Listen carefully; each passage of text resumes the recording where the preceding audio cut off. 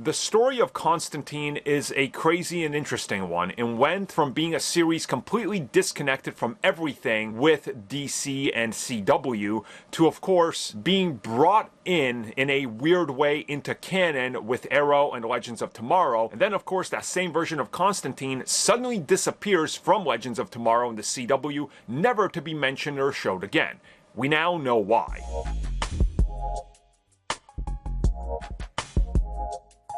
So this comes at us from one of the people responsible for putting together multiple little corners of the DC universe, Mark Guggenheim, talking about what exactly went down with the whole Constantine thing.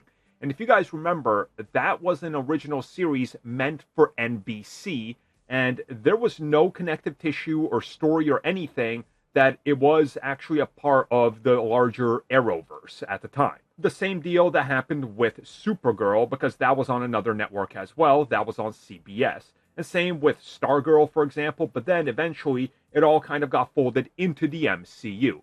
Well, Guggenheim was talking about this, and he said that at one point it actually bothered him that this is how they were handling it. But once the series was canceled, they were able to bring it in and then use Constantine again. And they decided that we can do it a little in Arrow, but then Legends of Tomorrow. But then he got really bothered when one day, in the middle of plans to expand Constantine's story, the higher-ups show up and say, no, you can't use him because we got different plans.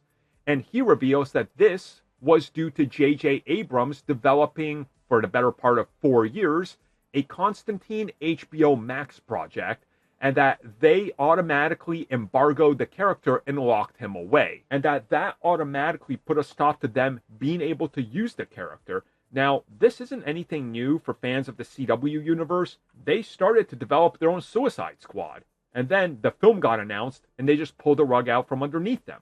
Green Lantern, same thing. Batman, at one point, they were going to be working on trying to bring Batman into multiple projects. That got scrapped multiple times. And this goes all the way back to the early 4 seasons of Smallville, where he was supposed to run into a young Bruce Wayne multiple times. This just kept happening, and then he kind of reveals that when things were happening on the DC universe with Titans and stuff, that also put embargoes on everything the CW could do. So you can see how the CW was treated almost as like the stepchild that nobody likes. And it's so weird because we know, due to, statements and records that were made publicly available, that the CW Arrowverse was more profitable than the entirety of the DCEU during its entire runtime. It's so weird how the one that was making money was the one hamstrung by higher-ups. Just wild.